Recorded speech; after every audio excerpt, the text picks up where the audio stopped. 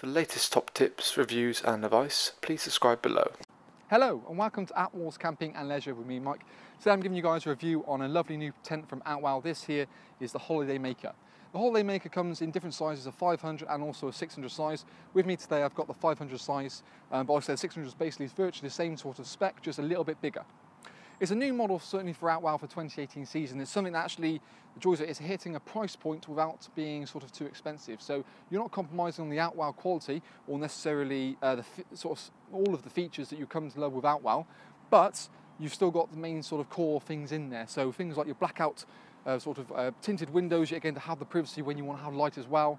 You've still got loads of sort of ventilation points to give yourself a good circulation inside the tent and help it keep it nice, fresh and airy inside of there.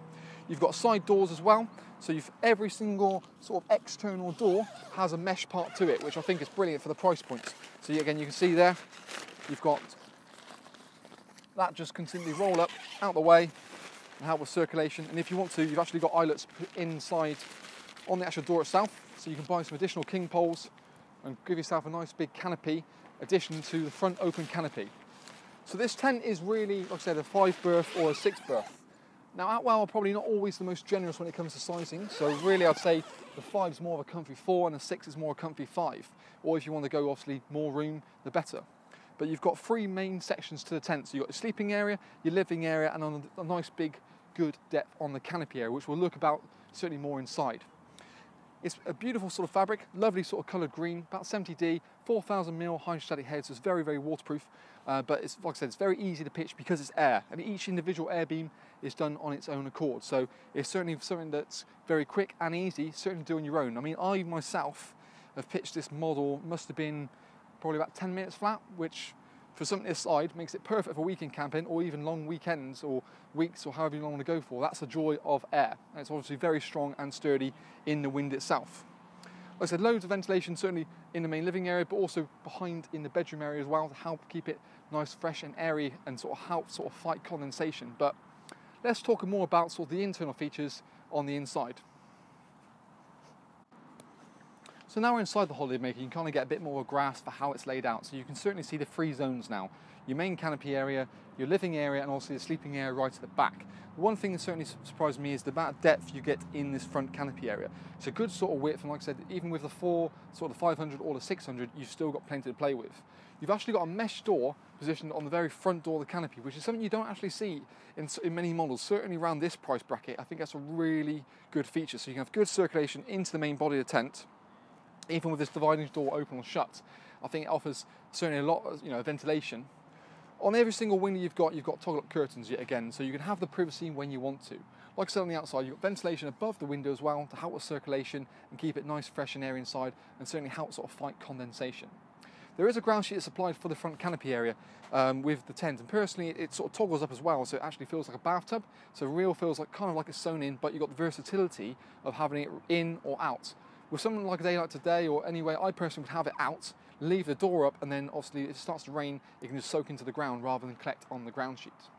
Moving to the living area, you've got this really nice multi-partitional door, which can be sort of put in different sort of areas. And so you can have it nice and open as it is here. Alternatively, you can bring it halfway, zip along top and bottom, a ventilation panel at the front, or if you want to at night time, seal it off completely.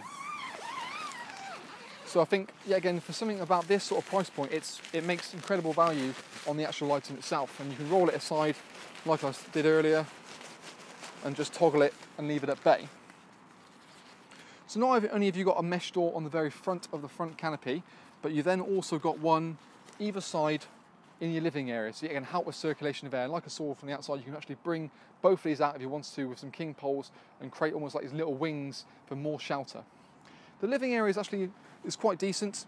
You can actually put a table and chairs in here. And like I said, really down to the size of it, you're probably looking more of a 4-berth inner bedroom inside of it as such. The inner bed, is decent sort of height, so you can get changed in here if you wanted to. Alternatively, even in the main living area, you've got plenty of height throughout of it as well. Even in the corners, me being about 6'2" or so, I can stand up here and I'm not sort of too far, I'm not sort of struggling for headroom. And that helps to make it feel, certainly the living area, a lot bigger and nicer in here. The bedroom is divided between the two bedroom sections, which is basically just a toggle. So it's merely a screen from one to another. So if you want that sort of separation, you can still have it. Storage pockets at the front allow you can declutter the living area if you wanted to. And again, you put sort of light things like books, keys, torches, that sort of stuff, and it just means you know where they are. And same when you've got in the bedroom itself, you've got storage pockets down each side, again, so you can leave things like phones and keys and that sort of stuff in there. So if you wake up in the middle of the night and you're reaching around for a torch, you know where it is in the pockets. Cable entry points are located in here, so you can have your main hookup in the tent without having to leave the tent door open the whole time. And actually on this one, you've also got a little entry point into the inner tent as well. And the joys of that means is that you don't have to, same sort of principle, leave the door open the whole time. You've got a hanging point for lanterns, and again, as well as Velcro tabs located here, so you can happily tidy the cable away down to the entry point for the mains electric. So I think for, like I said, the main sort of features that Outwell have left in really do help to make it sort of a great value tent.